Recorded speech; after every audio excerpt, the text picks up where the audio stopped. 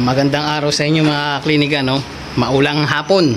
So, hapon na mga klinika, no? Medyo nag-shower ng blessing si Lord, no mga klinika. So, ayun, magandang araw sa inyo, no? Magandang hapon mga klinika. So, ngayong araw ang gagawin natin itong Honda Civic FD na mga klinika kay Sir Mau. Shoutout sa iyo Sir Mau, no? Marfil. Ang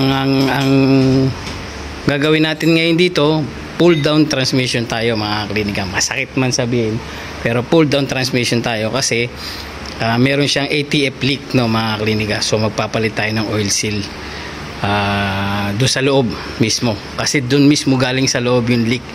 So tsaka pala natin malalaman kung oil seal nga pagka binaba natin yung transmission ng mga klinika. Pero ngayon kasi hapon na yung mga klinika, no? So hapon na namin na umpisahan to. Baka i-continue na lang namin to bukas ng umaga, no mga klinika. So kung ano lang yung matatanggal namin ngayon, yun lang muna gagawin namin, no. So ayun, pinapatanggal ko kay body wala pang damit, ang itim. So ayun, no mga klinika, no. Automatic transmission nga pala to, no mga klinika. Kung ano lang muna yung magagawa namin, yun ay i-continue na namin bukas, no. So ayun, tara, samahan nyo kaming mag pull down ng transmission na itong Honda Civic FB. Alright, let's go. Alright mga klinika, no, fast forward na tayo dito sa Honda Civic na FD, no mga klinika, no. So ngayon, kasi continuous lang namin to, no. Kahapon, inumpisahan namin to kahapon. Yung mga pwede namin tanggalin kahapon, inuna na namin mga klinika. So ngayong araw naman, no, so natanggal na namin. So itong mga hub, no, so natanggal na namin yan mga klinika. So dito naman, so ayan na, kung makikita nyo, no, naiwan na yung lower arm, no. So lusot sa ilalim. Yeah. So dito naman mga klinika, so yung mga wire na yung mga electrical na kailangan natin tanggalin, so mga tinanggal na natin yan, So ito, tapos kung mapapansin nyo rito, wala na rin pala siyang axle grease. Wait lang. So ayan mga klinika, kung makikita nyo, tuyong-tuyo yan, lalagyan na rin natin mamaya yan mga klinika. So ayan, kung makikita nyo yung axle grease nya, ayan, kulay Milo na. Mga klinika, ayan, tumutulo pa siya dyan. So yun, pagka natapos na tayo, lalagyan na rin natin ng axle grease yan. So ayan, itong mga tornilyo to, yung mga support dito sa cross member, ayan, natanggal na namin yan mga klinika, So yung iba naluwagan na namin, ibababa na lang namin itong cross member. So medyo magulo, so ibababa na lang to mga klinika, to yung buong to, tapos gagawa kaming paraan para hindi na namin, kasi nakakabit yung rack and pin to, dito, ayan, so gagawa na lang namin to ng paraan para matanggal namin to. May dalawang tornilyo dyan sa taas, para maiwan yung rack and pin niya mga klinika, kasi ang laking trabaho kapag nag-dismantle pa kami ng rack and pin niya, So ito nga pala si transmission, mamaya tutukuran na lang namin dito mga klinika, kasi ang engine support nito tatlo lang, isa to, so yan, matatanggal yan mamaya. Isa doon sa ibabaw, at saka isa doon sa gilid ng mga klinika.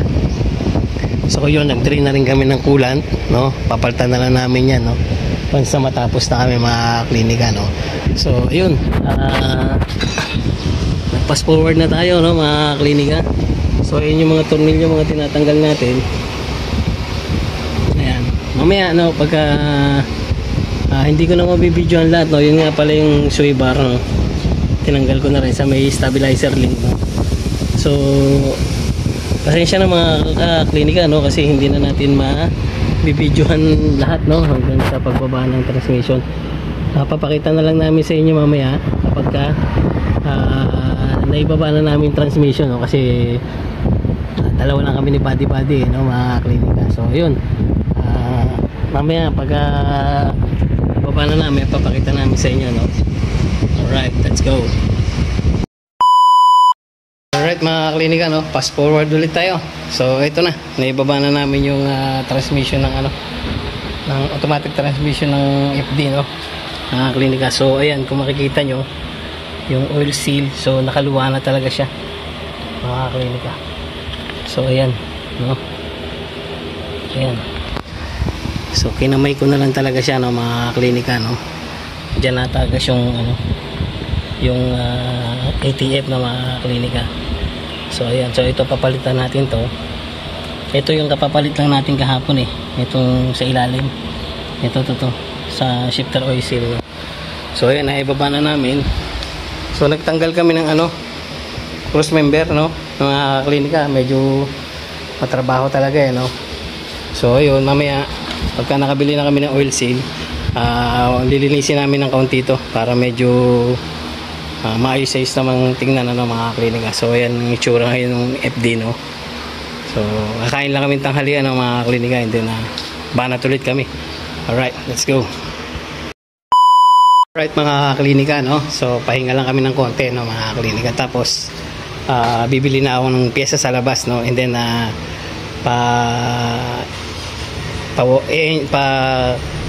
palilinis natin ito kay Badi-Badi, no, itong transmission ng mga klinika. Mga klinika, konting trivia lang, no, kung bakit nag-leak yung ATF na itong Hondang to, no, mga klinika. Kasi dahil yan dito sa oil seal na to, no, mga klinika. Konting trivia lang, no, para magkaroon kayo ng konting kaalaman pagdating sa oil seal, no. Ito kasing oil seal ng Honda, no, mga klinika. Kasi ang ikot ng torque converter kasi ng Honda ay counterclockwise, no. Kumbaga pag ganyan siya. Kasi pag ganyan ng clockwise, no, mga klinika. Ang example ko, pag ganyan ng clockwise, no. Ang counter pag ganun, no. So may ibang mekaniko kasi, no, pagka nagbababa sila ng automatic transmission, magpapalit sila ng oil seal ng Honda. Ang kukunin nila, tama nga naman ang sukat, no. Tama yung laki, tama yung sukat dito sa butas, tama yung lapad, pero may isang hindi nila na-check diyan, no. Hindi ko naman lahat lahat ng mekaniko, no. Yung iba lang, lalo na yung sa mga may auto supply, no, yung mga tindero, no, mga klinika. So ito lang yan, ito yan, no. Kung mapapansin nyo yan, yung arong yan, no, malinaw ba mga klinika? So parang hindi yata yan. So yan mga klinika, yung arong yan, kung mapapansin nyo, ito kasi yung tinanggal namin dito sa Honda FB, no, mga klinika. Yan, yung arong yan, no, mga klinika. So kung mapapansin nyo siya, clockwise siya, no, clockwise, no. So dito pa lang na laman na namin na mali yung nailagay. Siguro naibaba na rin tong transmission na to, hindi natin alam, no? Pero malamang sa malamang naibaba na to, no, kasi mali na yung oil seal na nailagay sa kanya, mga klinika. Dapat mga klinika, ang arrow niyan ay counterclockwise, kasi ang ikot ng torque converter ng Honda ay counterclockwise. So pagka ganyan na nilagay nyo na clockwise, ang mangyayari niyan, kasi ang ATF natin, no, pressurize yan, mga klinika. Pag umikot yan, ang gagawin niya, itutulak niya lang palabas tong oil seal. So kung makikita, mapapansin nyo yung spline niyan dito, no, medyo tingnan natin kung makikita, ha, dumi ng kuko ko. Kung mapapansin nyo yung spline niyan, may spline niyan dito, mga klinika, no, medyo malabo nga lang, no. So basta may spline niyan dyan, no, iano ko na lang, ha. So ang spline niyan, mga klinika, pagka clockwise siya, makikita nyo ang spline niyan papunta doon, mga klinika, no. Pero ang counterclockwise, ang counterclockwise na oil seal, no, para sa Honda, pag ganito dapat ang spline niyan. Kung mapapansin nyo, ang spline niya papunta doon, ayan, no, mga klinika, no, pag ganun siya, susunod siya sa arrow, which is mali. Ngayon, ang ikot ng torque converter ng Honda, pag ganito, pa counter, no. Kaya ang nangyayari, tinutulak siya ng ATF palabas, niluluwa siya, no.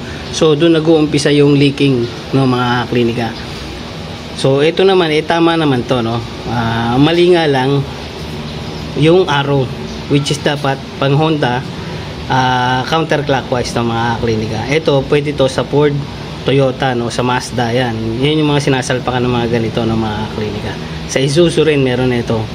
So yun, no, konting trivia lang, no, kung magpapalit kayo ng oil seal ng torque converter ng mga klinika, make sure lang na counterclockwise pag sa Honda, no, sa Honda ng mga klinika.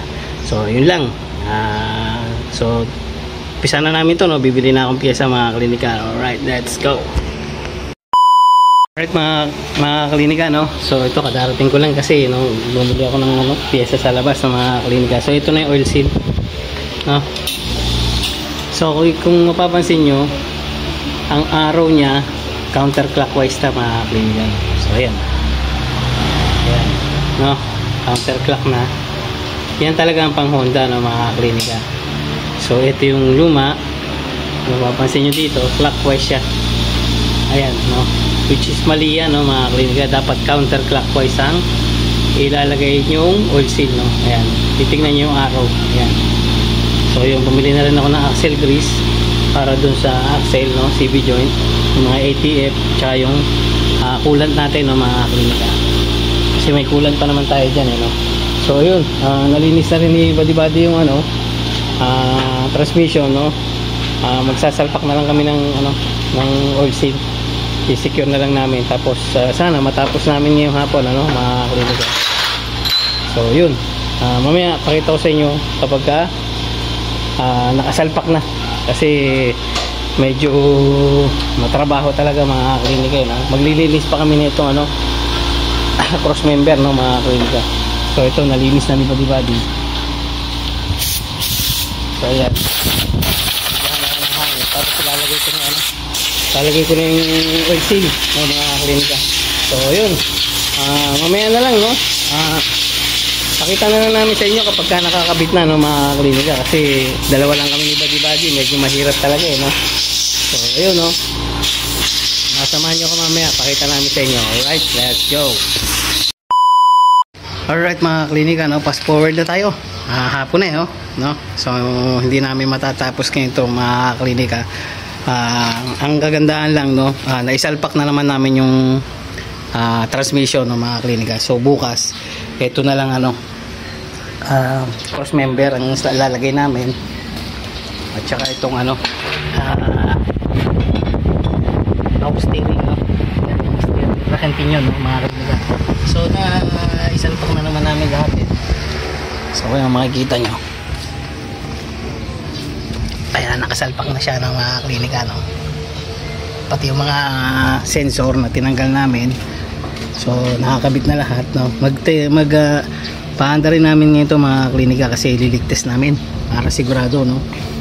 Para kung in case na may tulo ulit, may madali na namin mababaklas, no? Kasi wala pa yung cross member mga klinika, no? So ayun,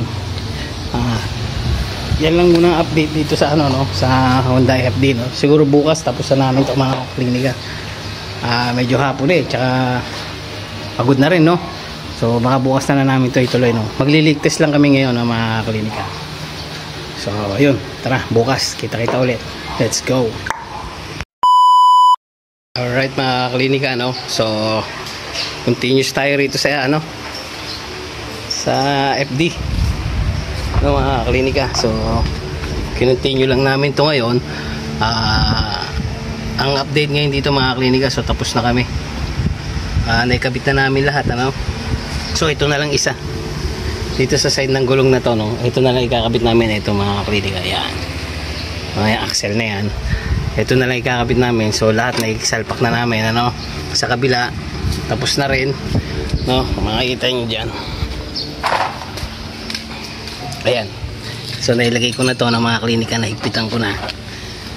Transmission kahapon, update ko lang kayo, kahapon pina-start namin to, no, na matagal. So nag-leak test kami rito, so wala na, okay na, no, mga klinika. So ngayon mamaya pag naikabit na yung isang axle, test drive na tayo mga klinika, no?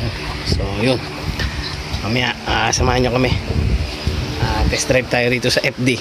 Ipapakabit ko lang kay Buddy Buddy yung isang axle ng mga klinika. Tapos checking na tayo, final checking tayo, no. Alright, let's go. Alright mga klinika, no. So natapos na rin tayo dito sa hindi sa FD na Honda Civic na mga klinika. So test drive tayo. Let's go. Wala tayong check engine. Alright. Reverse. Alright. Okay. Drive.